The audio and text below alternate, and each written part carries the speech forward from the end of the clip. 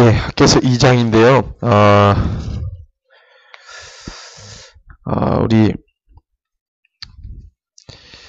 내용을 미리 읽지 말고 말씀을 살펴보면서 나누면서 성경 읽겠습니다. 오늘 소요원서 연구 49번째 시간인데 성전의 나중 영광이라는 제목을 가지고 말씀을 좀 보는데요. 오늘 말씀은 본래는 스가랴랑 같이 봐야 됩니다. 스가랴. 학계 스가랴는 함께 동시대에 쓰임받았던 주의 종이고 목적도 똑같았어요. 목적도 쓰임받은 목적도 똑같았는데 물론 이제 스가랴 같은 경우는 성전에 관련해서 쓰임받았는데 스가랴에게서는 하나님께서 우리 계시록하고 연결되는 그림들을 많이 보이셨잖아요. 그래서 스가랴 같이 보려면 시간이 한 2시간 이상 가야 되니까 그럴 수 없고 학계 보고 스가랴 할 때 전반적으로 학계 스가랴의 전체 그림을 스가랴 할 때 보고 스가랴가 내용이 많으니까요. 그래서 오늘은 학계 중심으로 보되 사이사이에 이제 스가랴에 대한 부분을 약간 말씀드리고 그렇게 이제 가도록 하겠습니다. 오늘 말씀을 나누기에 앞서서 일단 포로기의 순서를 여러분들이 좀 이해를 하셔야 돼요. 포로기 순서, 포로기로 들어가서 포로 귀환하는 그 순서들을 대강 좀 알고 계셔야 됩니다. 일단 우리 그 605년도에 첫 번째 포로로 이제 사건이 일어납니다. 포로 사건. 그래서 이제 바벨론으로 이송되어 가는 것이 605년입니다. 날짜를, 시기를 뭐 이런 중요한 것들을 외워둘 필요가 있으세요. 605년. 605년에 그 느부갓네살이 605년에 첫 번째 포로를 이끌고 가면서 거기에 있었던 기억해둘 사람은 다니엘입니다. 다니엘하고 귀족, 왕족 귀족. 첫 번째는 그래서 수많은 왕자들과 수많은 신하의 자녀들과 귀족들이 다 잡혀갑니다.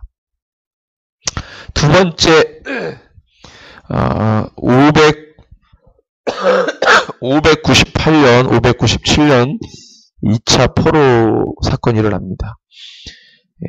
568년도 이제 3차 포로. 그래서 완전히 다 무너지죠. 자, 그 다음에 그렇게 해서 갔는데 일단은 왕이 바뀝니다. 국가도 바뀌어요. 70년 되는데 우리가 이 에스라 1장에 보면은 에스라는 이제 역사서로 들어가는데 에스라 1장에 보면은 고레스 원년이라는 단어가 나와요. 고레스 원년. 고레스 원년 그러면은 559년에서 530년이거든요. 그 고레스 원년 그러면은 헷갈리시면 안 되는 게 고레스가 첫 번째 왕이 되던 해가 아니고 고레스가 바벨론 땅을 통치한 해를 고레스 원년이라고 합니다. 그러니까 이거는 성경에서는 잘 안 나오는 이야기지만 고레스가 원래 이름이 키루스 2세입니다. 세계 역사에서는 키루스 1세가 있었고 키루스 2세. 키루스 1세는 자기 아버지죠. 친아버지 키루스 1세. 키루스 2세가 고레스인데 이 고레스가 메대와 바사 지역을 통치합니다. 메대 바사 지역. 지금의 어떤 지역이냐면 이란하고 이라크 지역이에요. 메대 바사가 바벨론하고 뭐 비슷합니다. 바벨론은 지금 이라크 중심, 이라크 땅을 중심으로 한 땅이고 페르시아 그러면 이란을 중심으로 한 땅입니다. 근데 거의 대동소이해요. 가장 그 당시에 고대 근동 지방에서 전통적으로 아주 오랫동안 중동의 패자 그러면은 중동의 패권을 가진 자 그러면 역사적으로 중동에서는 바벨 지역을 통치하느냐 안 하느냐예요. 바벨 지역이 어디냐면은 창세기에 나오죠. 바벨 탑 지은 데입니다. 거기가 신할 땅 평지. 그래서 역사적으로 전통적으로 중동의 수많은 민족들은요. 아수르를 고대 아수르, 신아수르 이렇게 나누는데 고대 시대 때부터 전통적으로 그 고대 근동 지방에 있는 모든 민족들은요. 바벨 지역, 이 신할 평지, 이 바벨 지역을 누가 통치하느냐가 진짜로 중동의 패권자입니다. 그래서 거기에서 온 중동 사람들이 섬기는 최고의 신, 뭐 그런 신을 우리는 바벨탑으로 알고 있는데, 고대 바벨론의 왕국을 니무롯을 조상으로 하거든요. 니무롯. 그래서 이제 바벨탑 쌓던, 이 바벨탑이라는 것은 바벨 도시를 형성했고 최초의 제국으로 나옵니다. 최초 제국이 바벨 제국인데 그때는 이름이 바벨이 아니죠. 바벨. 예, 또 어떤 제국이 있는데 이 제국이 최초의 제국으로 나왔고 거기에 주인공이 니무롯입니다. 그 아내가 세미라미스죠. 세미라미스와의 사이, 이 니무롯 사이에서 단무스가 나온 게 아니라 단무스는 이 니무롯의 진짜 아들이 아닙니다. 네, 진짜 아들이 아니에요. 아들 없이 죽었어요. 죽고 난 다음에 세미라미스가 다른 어떤 남자 사이에서 단무스를 낳는데 이 단무스를 뭐라고 합니까? 니무롯이 환생했다. 그래가지고 단무스를 섬기게 하고 그때부터 세미라미스를 여신으로 하고 단무스를 니무롯의 환생쯤으로 해서 또 신격화하고 이런 것들이 고대 바벨 지역, 그 중동 지역에서 계속적으로 데려왔던 어떤 전통의 역사입니다. 하여튼 그 지역을 통치하는 거였어요. 그래서 오랜 시간이 흘러서 키루스, 고레스가 메데바사 지역을 굉장히 큽니다. 이란 전체 지역하고 여기 이란 있나요? 중동 지역에 네, 이란 있군요. 저기 전체가 다 메데바사인데 그 지역이 엄청나게 커요. 예, 뭐 엄청 매우 넓습니다. 그런데도 불구하고 키루스가 왜 바벨 지역을 통치하려고 했을까? 왜 더 많은 땅을 얻기 위해 이 바벨 지역을 침공해 갔을까? 모든 그 고대 근동 지방의 왕들은 전통적으로 그 땅을 통치하고 싶은 욕구가 있었어요. 굉장히 도시가 느부갓네살 세계 7대 불가사의 중에 하나가 느부갓네살의 뭡니까? 공중정원이잖아요. 느부갓네살은 굉장히 머리가 뛰어나고 그랬던 천재입니다. 이 사람이 건축에 대한 이 굉장히 그 능력이 있어요. 그래서 건축을 굉장히 많이 합니다. 그래서 굉장히 아름다운 도시를 만들어요. 예, 그 느부갓네살 전에도 도시가 형성돼 있었죠. 그렇지만 느부갓네살이 사실상 바벨 제국을 완전히 업그레이드 시키면서 명성을 떨치게 만들었던 장본인이었습니다. 느부갓네살이. 근데 그 느부갓네살의 제국, 바벨론 제국을 키루스가, 고레스가 그것을 통치하게 됩니다. 그래서 그때부터 고레스를 바벨론 왕이라고 불렀어요. 바벨론 왕. 그러니까 고대 근동 지방에 이제 이 고레스라는 사람이 이 사람은 이 지역을 통치한 실질적인 황제, 왕이구나, 통치자구나. 그래서 바벨론 왕. 그 바벨론 왕의 호칭을 따는 그 해가 바로 고레스 원년입니다. 고레스 원년. 이때 고레스 원년이 바로 539년입니다. 539년. 고레스 원년. 고레스 원년 538년이죠. 539년에 바벨론 지역을 점령하고 그 다음에부터 이제 바벨론 왕이라고 불렀어요. 이게 538년입니다. 그래서 고레스 원년 538년에 포로 귀환하라고 하는 첫 번째 칙령이 반포가 돼요. 예. 그래서 이사야에서 예언된 내 종 고레스, 내가 기름 부은 내 종 고레스를 통해서 이거 예언하시잖아요. 그것이 성취가 됩니다. 그리고 예레미야의 예언이 70년 예언이 성취가 되죠. 근데 첫 번째 포로기가 605년이거든요. 605년에서 538년을 빼면은 약 67년이 나옵니다. 그러니까 70년이 채 안 됐죠. 하나님께서 예레미야를 통해서 70년을 예언했지만 70년이 다 차고 돌아온 게 아니라 한 67년입니다. 근데 그 상간에 누가 기도했다고요? 다니엘 9장에 보면은 금식 기도를 들어갑니다. 예레미야서를 읽고 그가 회개하기 시작하면서 주님께 무릎을 꿇습니다. 그게 다니엘이 금식 기도를 하면서 그 다음 해에 어떻게 돼요? 예, 그 다음 해에 벨사살이 갑자기 죽습니다. 벨사살이 아니라 다리오, 메대의 다리오가 갑자기 죽어요. 다리오가 메데바사의 다리오가 있고 페르시아의 다리오가 있고 메대의 다리오가 있어요. 다른 다리오입니다. 근데 여기서 9장에서 나온 다리오는 메대의 다리오예요. 이 다리오가 나중에 나옵니다. 다리오 1세가. 이 다리오가 갑자기 죽어요. 그리고 실질적으로 고레스가 이제 통치하면서 538년에 통치하면서 바벨론 왕이 되고 그것이 원년이 되어서 돌아오게 하는 것이죠. 자, 그래서 이제 67년 만에 고레스 원년에 538년에 돌아옵니다. 1차 포로 기간이 538년. 돌아와가지고 그때 지도자가 수르바벨, 대제사장이 여호수아, 그다음에 학개, 스가랴 이런 사람들이 같이 오죠. 그래서 이제 성전을 짓고 하는데 도착해서 2년 동안 536년 때까지는 성전을 건축하다가 사마리아 사람들에 의해서 공격을 받고 중단이 돼요. 자, 중단이 되고 난 다음에 이제 시간이 흘러가죠. 언제 때? 다리오 1세 때. 다리오 1세. 그래서 오늘 2장에 보면은 다리오 7째 달 그달 21일에 여호와의 말씀이 선지 학개에게 임하니라. 그리고 1장에 보면은 다리오 왕 제2년에 6째 달 뭐 이렇게 나오거든요. 근데 다리오 왕이 나와요. 다리오 왕 때 성전 재개가 됩니다. 그래서 이 다리오 1세 같은 경우는 522년에서 486년을 치르했던 사람이고 고레스의 아들이 있어요. 고레스 아들이 캄비세스인데 캄비세스가 고레스가 죽고 난 다음에 통치를 해요. 캄비세스가 530에서 522년 통치합니다. 그 다음에 고레스의 군대 장관이었던 다리오가 고레스의 아들 캄비세스를 죽이고 반란을 일으켜서 왕이 돼요.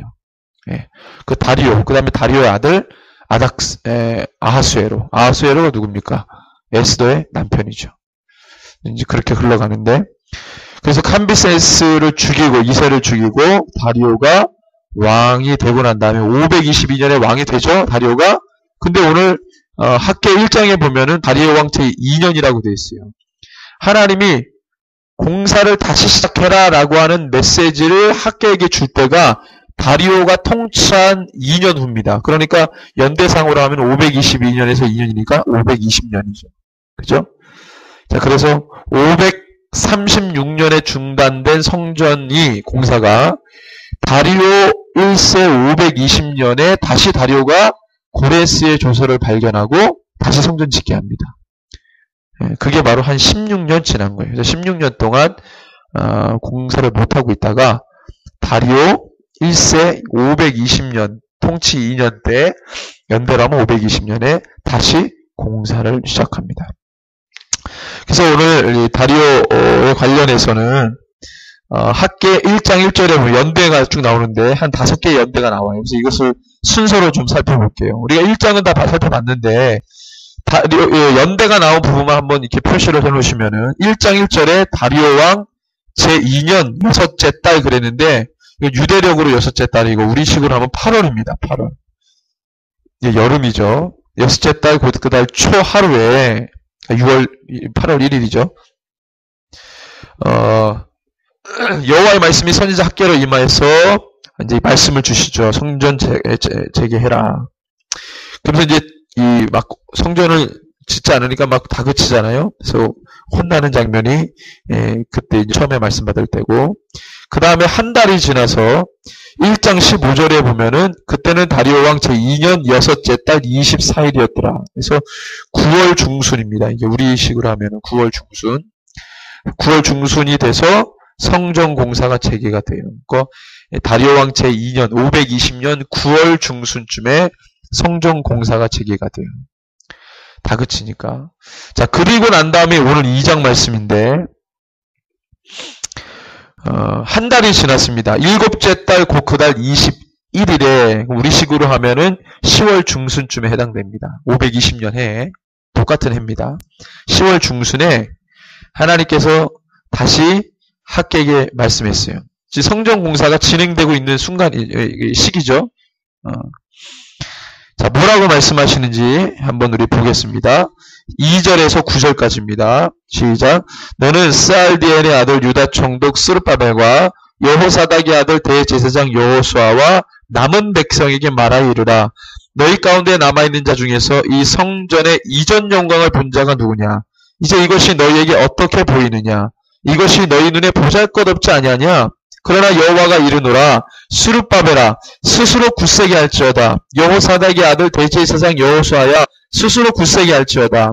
여호와의 말이니라. 이 땅 모든 백성아 스스로 굳세게 하여 일할지어다. 내가 너희와 함께 하노라. 만군의 여호와의 말이니라. 너희가 애굽에서 나올 때 내가 너희와 언약한 말과 나의 영이 계속하여 너희 가운데 머물러 있나니 너희는 두려워하지 말지어다. 만군의 여호와가 이같이 말하노라. 조금 있으면 내가 하늘과 땅과 바다와 육지를 진동시킬 것이요 또한 모든 나라를 진동시킬 것이며 모든 나라의 보배가 이르리니 내가 이 성전의 영광이 충만하게 하리라. 만군의 여호와의 말이니라. 은도 내 것이요 금도 내 것이니라. 만군의 여호와의 말이니라. 이 성전의 나중 영광이 이전 영광보다 크리라. 만군의 여호와의 말이니라. 내가 이곳에 평강을 주리라. 만군의 여호와의 말이니라. 아멘. 자, 여러분들 이 말씀에 성전이 지금 9월 중순에 공사가 재개가 되세요. 그래서 공사를 계속 하고 있습니다. 하고 있는데 한 달 지나서 하나님께서 지금 이 학교에게 말씀을 주셨어요. 베란간 한 달 지나서 그 말씀을 들어보니까 뉘앙스가 어때요? 뭘 자꾸 두려워하는 것 같아 백성들이. 그래서 두려워하지 말라고 말합니다. 그리고 너희가 전에 성전을 받지 않냐? 대단하지. 지금은 어떠냐? 이거 자꾸 물어보세요.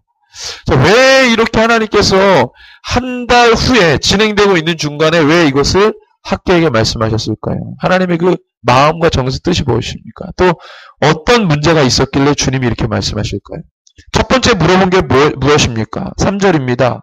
너희 가운데 남아있는 자 중에서 이 성전의 이전 영광을 본 자가 누구냐?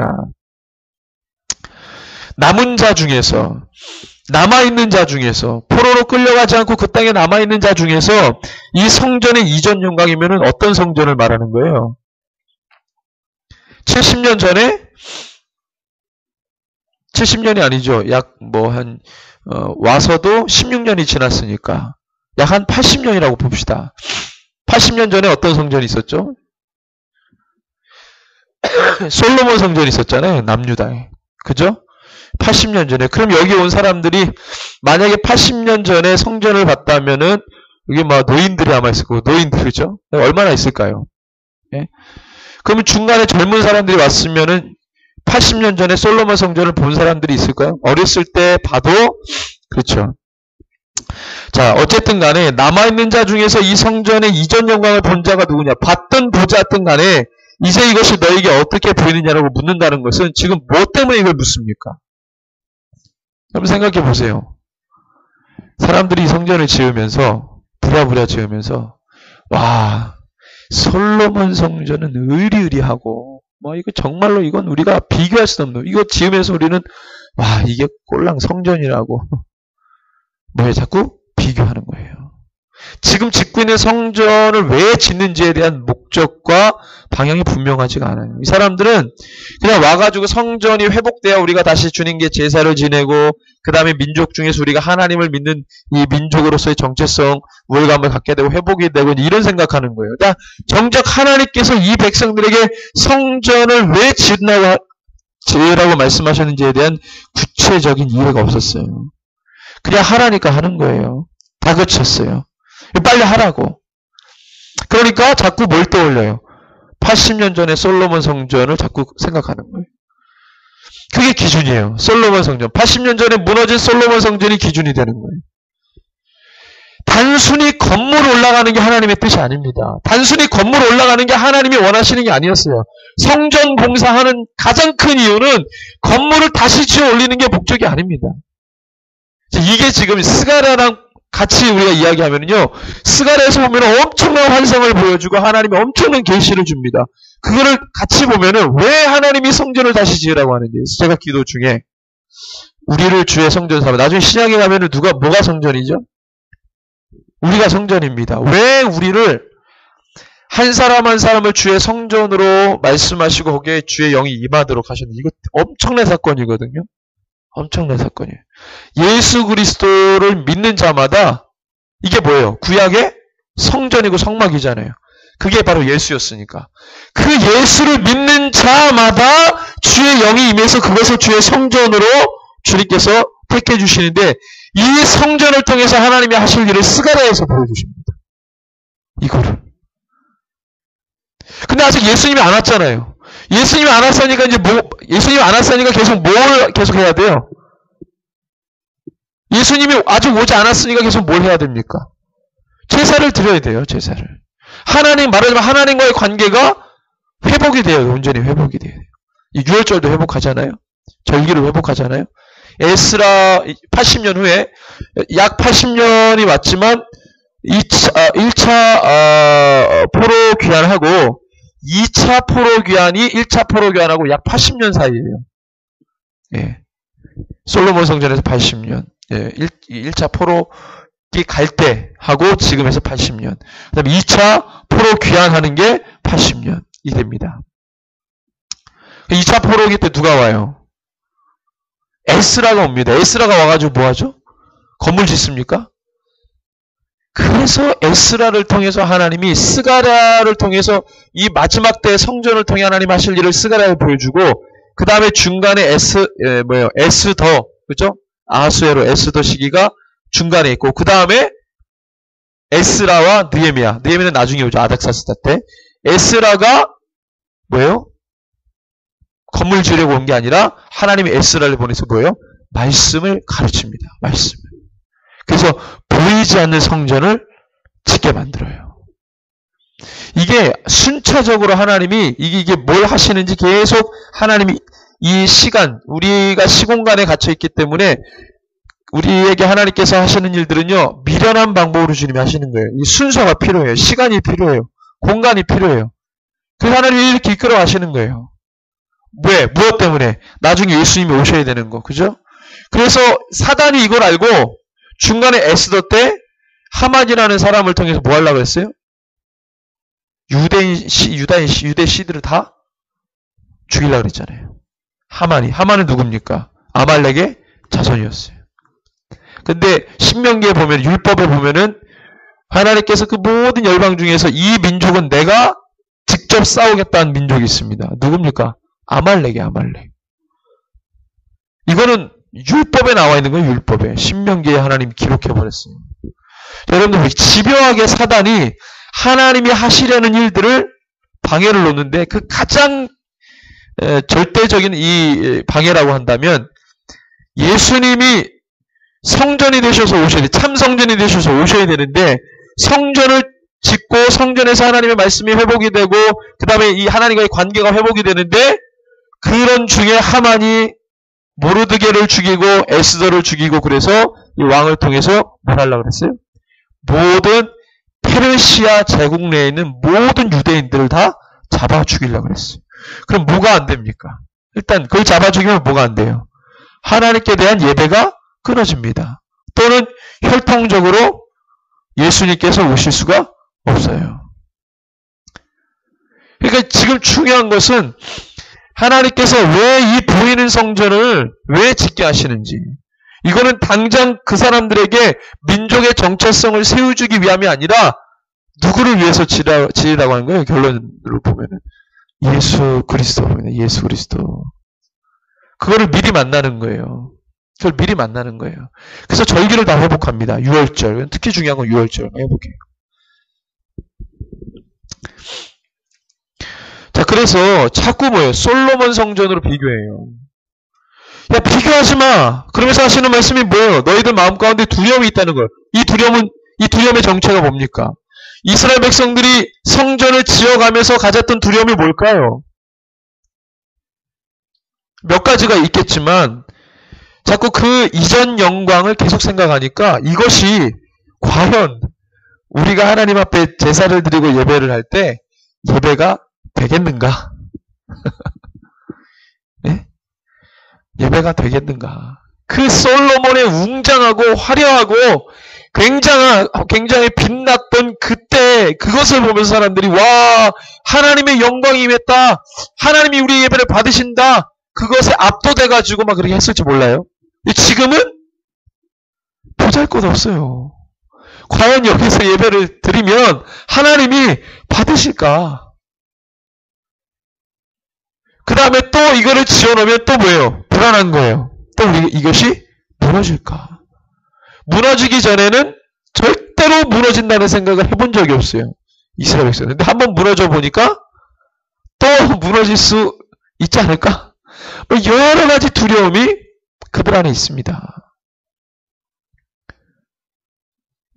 오늘날 우리에게 적용해봐도 이런 것은 뭐 비일비재한 것 같아요. 비일비재합니다.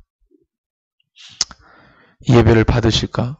화려하고 막 웅장하고 막 초라하고 이러면 예배를 안 받으실 것 같아. 그렇죠? 그럼 그런 사람들이 있어요. 또 여러 가지 인생의 삶의 두려움 때문에 나아가지 못하는 사람들. 자, 5절에 보니까 4, 5절 그러나 여호와가 이르노라 스룹바벨아 스스로 굳세게 할지어다. 여호사닥의 아들 대제사장 여호수아야 스스로 굳세게 할지어다. 이 지도자들부터도 흔들렸던 것 같아요. 여러 가지 상황과 환경 속에서 리더십들을 세웁니다. 이 땅 모든 백성아 스스로 굳세게 하라. 이래라. 여호와가 너희와 함께 할 것이다. 너희가 애굽에서 나올 때 내가 너희와 언약한 말과 나의 영이 계속하여 너희 가운데 머물러 있나니 나의 영이 이게 뭐예요? 성령입니다. 거룩한 영, 하나님의 영, 예수의 영, 그리스도의 영, 나의 영이 계속하여 너희 가운데 머물러 있나니 어디에 머물러 있어요? 너희 가운데. 성전에 머물러 있는 게 아니야. 어느 공간에 갇혀 있는 게 아니야. 내 영은 항상 너희들 가운데 있었어. 라고 말씀하시는 거예요. 건물의 크고 작은 것은 문제가 아니라는 것입니다. 너희들이 보고 와 하고 굉장히 이 소리를 내면서 대단하다고 말하는 것들에게만 하나님의 영광이 깃들어 있는 것이 아니라 보잘것없는 너희들에게도 먼지가 묻어있고 삶의 여러 가지 많은 고민에 아파하면서 힘들어 연약한 너희에게 내 영이 그래서 두려워하지 말라고 말하는 거예요. 그러면서 6절에서 9절에 보니까 너희와 함께 하고 있는 이 성전이 나중에 어떻게 돼요? 하늘과 땅과 모든 산천 초목과 천지 만물을 진동시키는 곳이 된다는 거예요. 그리고 영원한 평강을 줍니다. 9절에 예루살렘 온전한 평안, 평강 이런 뜻입니다. 근데 예루살렘이 한 번도 온전한 평안을 누려본 적이 없어요. 진정한 예루살렘이 돼본 적이 단 한 번도 없습니다. 그때가 언제가 되겠어요? 예수 그리스도를 통해서 이 땅의 모든 죄가 다 끊어지고 마지막 날에 주님께서 스가랴에 나옵니다. 이거는 구체적인 모습이 그때가 돼야 진정한 예루살렘, 시온의 완전한 회복이 일어나죠. 그 전까지는 그렇지 않아요. 근데 6절에 보니까 만군의 여호가 이같이 말하느라 조금 있으면 이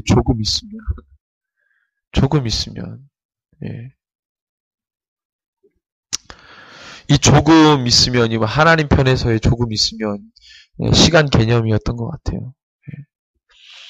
진정한 평강과 평안이 한 번도 이때까지 와본 적이 없습니다. 자, 그리고 난 다음에 10절에서 쭉 말씀해 보면은 12월 중순 여기는 9째 달 24일에 또 말씀이 임하는데요. 우리 일식으로 하면 12월 중순쯤 되는데 두 번째 성전 지을 것에 대해서 책망의 말을 하십니다. 그래서 어떤 말씀인지 19절까지거든요. 같이 한번 읽습니다. 다리오 왕 제2년 9째 달 24일에 여호와의 말씀이 선지자 학개에게 임하니라. 이르시되 만군의 여호와가 말하노니 너는 제사장에게 율법에 대하여 물어 이르기를 사람이 옷자락에 거룩한 고기를 쌌는데 그 옷자락이 만일 떡에나 국에나 포도주에나 기름에나 다른 음식물에 닿았으면 그것이 성물이 되겠느냐 하라. 학개가 물음에 제사장들이 대답하여 이르되 아니니라 하는지라. 학개가 이르되 시체를 만져서 부정하여진 자가 만일 그것들 가운데 하나를 만지면 그것이 부정하겠느냐 하니 제사장들이 대답하여 이르되 부정하리라 하더라. 이에 학개가 대답하여 이르되 여호와의 말씀에 내 앞에서 이 백성이 그러하고 이 나라가 그러하고 그들의 손의 모든 일도 그러하고 그들이 거기에서 드리는 것도 부정하니라. 이제 원하건대 너희는 오늘부터 이전 곧 여호와의 전에 돌 위에 놓이지 아니하셨던 날을 기억하라. 그때는 20고루 곡식 더미에 이른즉 10고루뿐이었고 포도즙 틀에 50고루를 기르러 이른즉 20고루뿐이었었느니라. 만군의 여호와가 말하노라. 내가 너희 손으로 지은 모든 일에 곡식을 마르게 하는 재앙과 깐부기 재앙과 우박으로 쳤으나 너희가 내게로 돌이키지 아니하였느니라. 너희는 오늘 이전을 기억하라. 아홉째 달 24일 곧 여호와의 성전지대를 쌓던 날부터 기억하여 보라. 곡식 종자가 아직도 창고에 있느냐? 포도나무, 무화과나무, 송류나무, 감람나무에 열매가 맺지 못하였느니라. 그러나 오늘부터는 내가 너에게 복을 주리라. 아멘.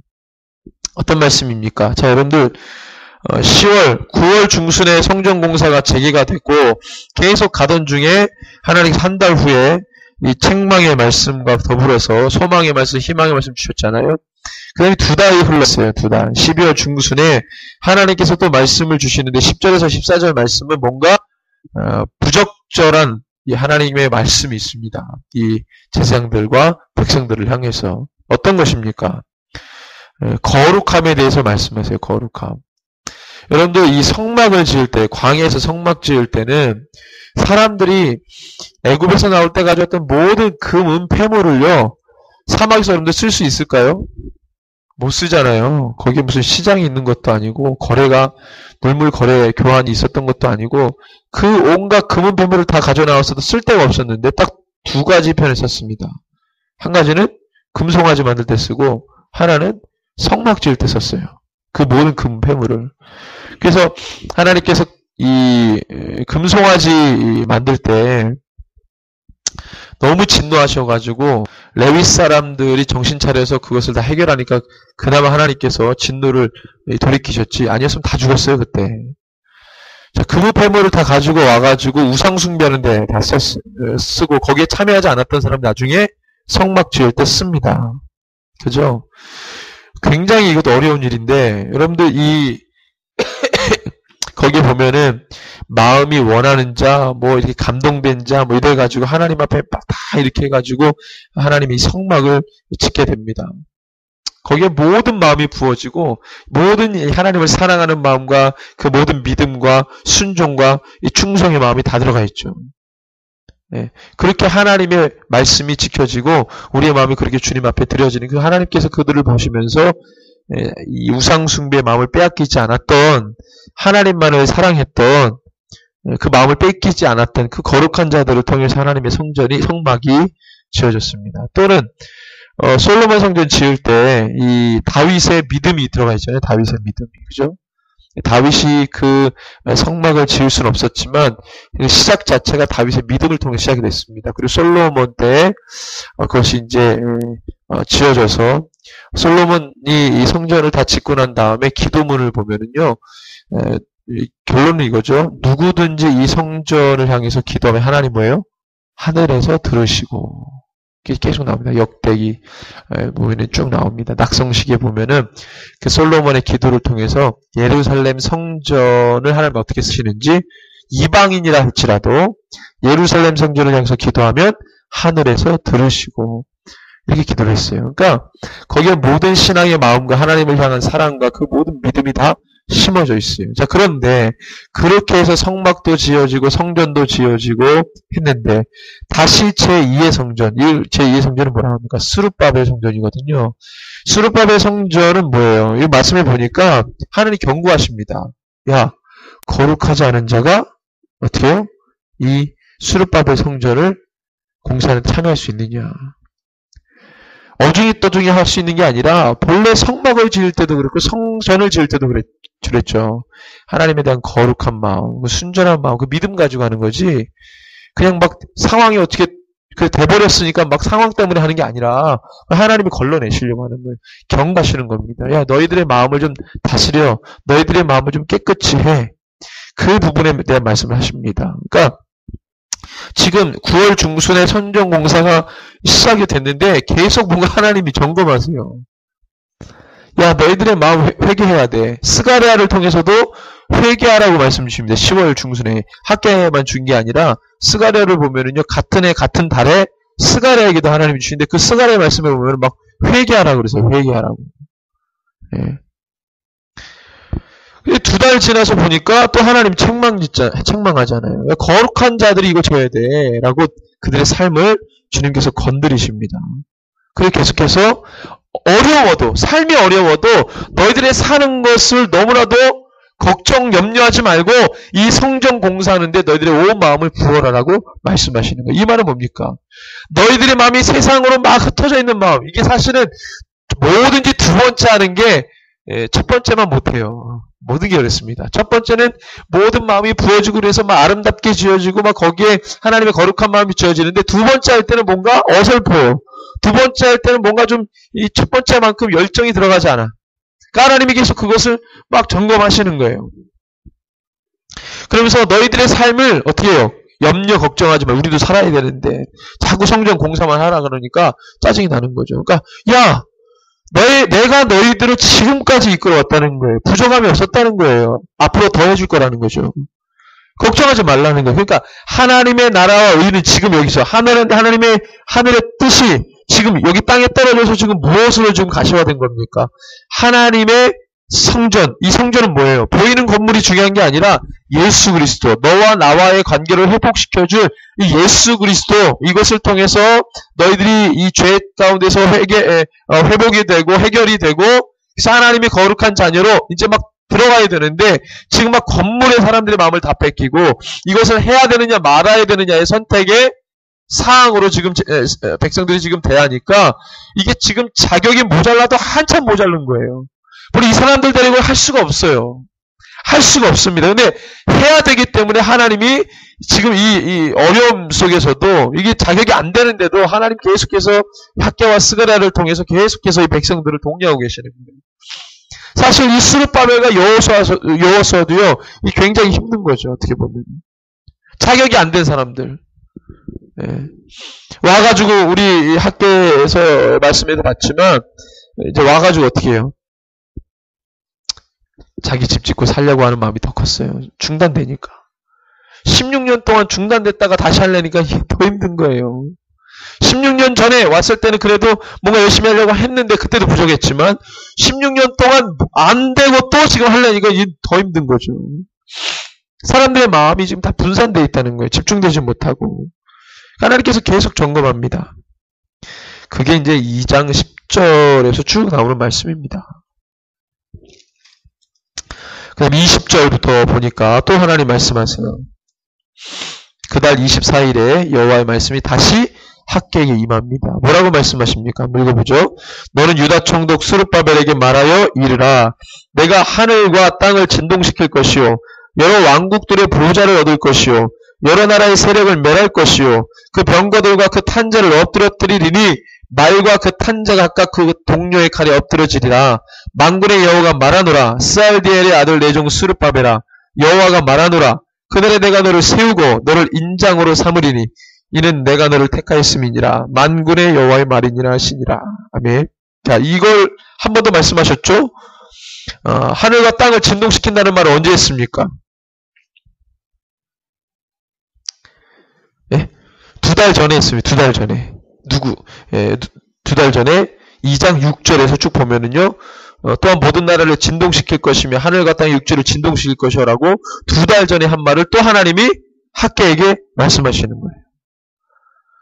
왜 이런 말씀을 2번 연거푸하시겠어요? 지금 사람들의 마음에 이런 마음이 있을 수 있다고 제가 아까 두려움 가운데 우리가 또 무너질 수도 있다. 한 번 무너지기 전에는 절대 안 무너져 그랬는데 한 번 무너져 보니까 자존심 다 상하고 우리 민족이 별거 아니구나 뭐 이런 마음부터 시작해가지고 한번 포로기 70년 갔다 오니까 하나님에 대한 그 처음에 막 그때 교만이었지만 그래도 불구하고 하나님에 대한 백성으로서 막 자부심해가지고 했는데 굉장히 겸손해져 왔잖아요. 너무 겸손해져가지고 이 자존감이 다 떨어진 거예요. 이제 너무 70년 동안 고개를 숙여놓으니까. 그래서 와가지고 뭔가를 막 하나님이 마음을 불어넣어도 이 사람 자존감 회복이 안 돼요.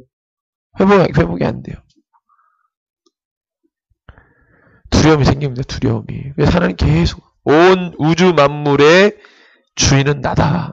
내가 이것을 회복하기 위해서 온 천지를 내가 뒤흔들 것이다. 그러면서 뭐예요? 여러 왕국들의 보호자를 엎을 것이요. 그리고 실제로 역사 가운데 계속 있었죠. 맞죠? 바벨론 부자를 엎었죠. 누구에 의해서? 메데바사를 통해 바벨론을 엎어버렸어요. 메데바사도 헬라를 통해 엎어버립니다. 헬라도 로마를 통해 엎어버려요. 계속적으로 하나님께서 모든 왕국들의 보좌가 없습니다. 여러 나라의 세력들을 멸하십니다. 그 병거들과 그 탄자를 엎드러뜨립니다. 이런 어떤 역사를 또 누구에게 보였어요? 직접적으로. 학계는 환상으로 보여준 것이 없지만 스가랴를 통해서 하나님이 그 스가랴에 학계는 기도를 많이 안 했나 봐요. 하나님이 뭐 기도해서 받은 게 아니라 하나님이 그냥 너무 기도 안 하니까 야야 흔들어서 깨워서 말씀하시고 스가랴는 기도를 많이 했나 봐요. 그 걔는 걔가 아니지. 그분한테는 계시와 환상을 많이 보여주시고 이렇게 하여튼 하여튼 스가랴에게는 많이 보여주셨어요. 그래서 이 얘기를 스가랴는 계시와 환상을 통해 봅니다. 하나님 역사를 어떻게 이끌어가시는지. 자, 그래서 이것이 지금 이 성전 스룹바벨 성전을 짓는 이것이 바로 누구에게로 직결됩니까? 예수님에게로 직결돼요. 그래서 이 성전이 1성전은 솔로몬 성전이고 2성전은 스룹바벨 성전인데 스룹바벨 성전이 스룹바벨 성전이 지어지고 그 다음에 그것이 누구로 종결이 돼요? 예수님으로 종결이 돼요. 그 뒤로부터는 성전이 필요가 없어요.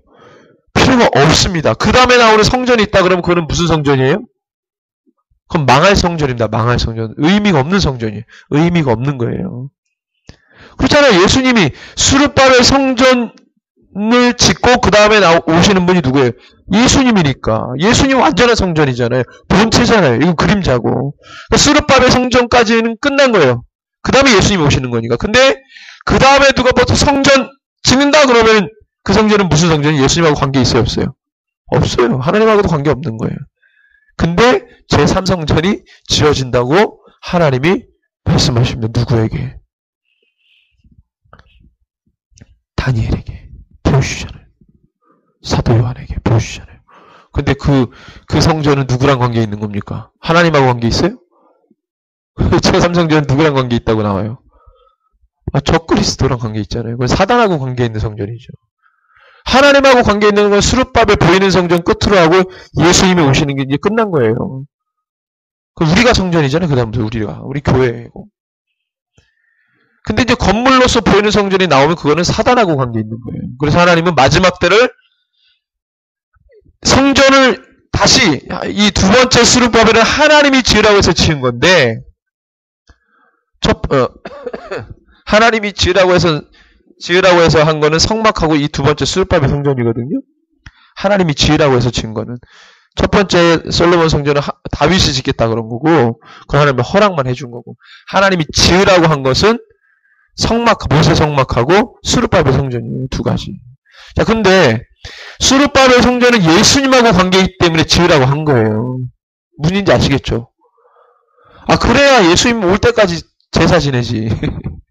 근데 예수님 이후에 성전 또 지으면 그거는 하나님하고 관계가 없어요. 그러면 하나님이 예수님이 오셔가지고 제사를 다 종결냈는데 성전 짓는다고 하면 하나님의 뜻에 반하는 거예요? 동참하는 거예요? 반하는 거죠. 그게 바로 엔타이크라이스트들이 하는 짓이에요. 적그리스도, 하나님을 저항하고 그리스도를 대항하는 자들.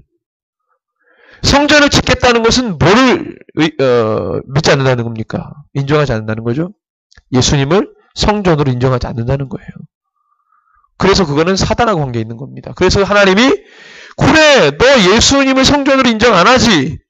모세 성막부터 그게 예수였는데 내 아들이었는데 너 인정 안 하지. 그걸 딱 지어요. 그럼 하나님 어떻게 해요? 그 성전을 박살냅니다. 그때가 언제예요? 마지막 심판 때입니다. 그래서 마지막 제3성전을 뭘로 보는 거예요? 심판의 표적으로 보는 겁니다. 그 시대의 표적으로. 네. 그래서 다니엘에게 보여줬고 사도 요한에게 보여준 거예요. 그리고 완전한 성전의 회복은 누구에게 엄청 보여주셨어요? 에스겔에게 엄청 보여주셨잖아요. 그죠? 완전히 회복되는 예루살렘 성전, 시온의 완전한 회복을 에스겔에게 보여줍니다. 에스겔과 다니엘은 동시대 사역자입니까? 아닙니까?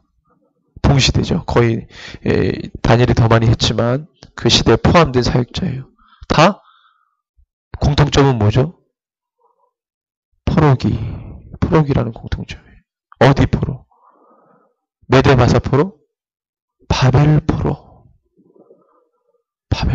이게 참 소름 돋는 건데 성경 계시록에서는 그 수많은 왕자와 그 왕좌와 수많은 나라와 민족 국가가 다 지나갔음에도 불구하고 꼭 집어서 어느 시대를 말합니까? 어느 시대의 무너짐을 말합니까? 바벨론의 무너짐을 꼭 언급해요. 왜 그러냐면 제가 아까 말했죠. 전통적으로 고대 근동 지방에서 진정한 그 지역의 패자는 어디를? 바벨 지역을 통치하는 자가. 그 바벨 지역을 통치하는 자는 누구를 대항해요? 전통적으로 하나님을 대항했어요. 그래서 연약한 자들을 통해서 그 연약한 자들 어디다 심어요? 바벨론에 심습니다. 세상에 심어요. 그들이 그 속에서 어떻게 해요? 순응하며 삽니까? 그 바벨이라고 하는 시대 속에서 어떻게 살아요? 다니엘이 어떻게 살고 에스겔이 어떻게 살았죠? 환난과 핍박과 생명이 왔다 갔다 하는 그 속에서 믿음 지키고 사는 거죠. 빛을 반짝반짝 내잖아요. 그게 우리의 운명이라는 겁니다. 교회가 지금 어디에 있습니까? 바벨 속에 있어요. 바벨 속에. 그래서 교회는 계속 핍박받는 거예요. 계속 박해를 받는 겁니다. 교회와 바벨론이 유착관계가 생겼어요. 그때가 언제입니까? 교회와 바벨의 유착관계. 언제부터죠? 카톨릭, 로마의 기독교가 국교로 된 이후부터 바벨과 교회가 유착관계가 된 거예요. 그래서 이 학계 선지자를 통해서 제2성전, 학계스가 되죠. 엄밀히 말하면 제2성전을 짓게 만든, 스룹바벨 성전을 짓게 만든 것은 이후에 에스더와 모르드게 일도 있지만 이거 굉장히 그 전에는 솔로몬 성전이 끝나버렸잖아요. 무너졌어요. 완전 해파됐습니다. 성전 기물만 가져왔잖아요. 가져오고 안에 있는 기물들은 다 가져왔지만 스룹바벨이 외형을 복원하는데 하나님께서 그것이 돼야 번제단도 만들고 그것이 돼야 장차 올 누구? 예수 그리스도. 그게 봐요? 나중 영광이죠. 나중 영광. 그것을 통해서 스룹바벨 성전을 하나님이 그렇게 지으라고 하신 겁니다.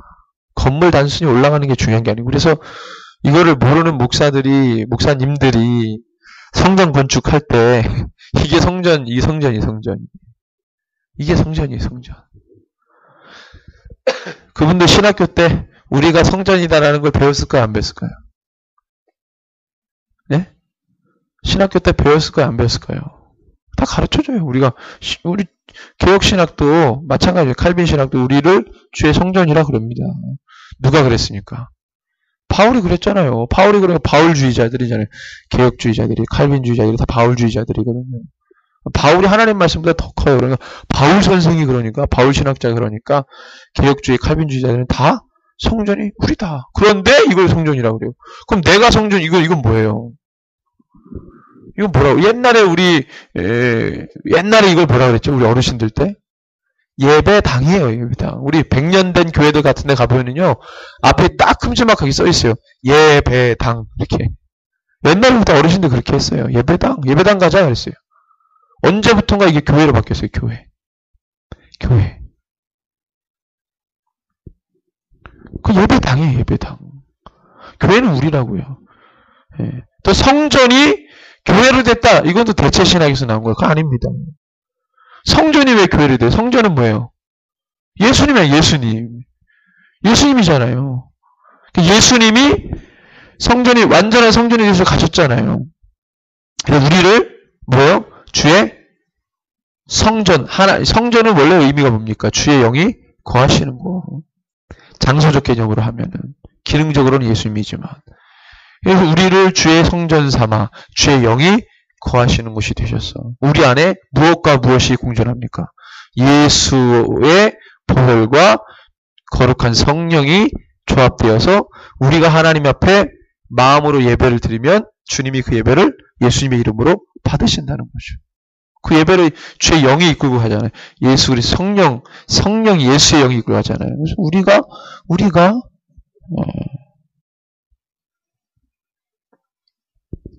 그래서 우리가 이제 그것이 이제 교회죠. 교회. 그리고 그 무리가 교회죠. 그래서 이 관계를 좀 우리가 좀 정리할 필요가 있습니다. 성전의 나중 영광은 바로 예수 그리스도 스룹바벨 성전부터 예수님의 이르기까지 그 나중 영광.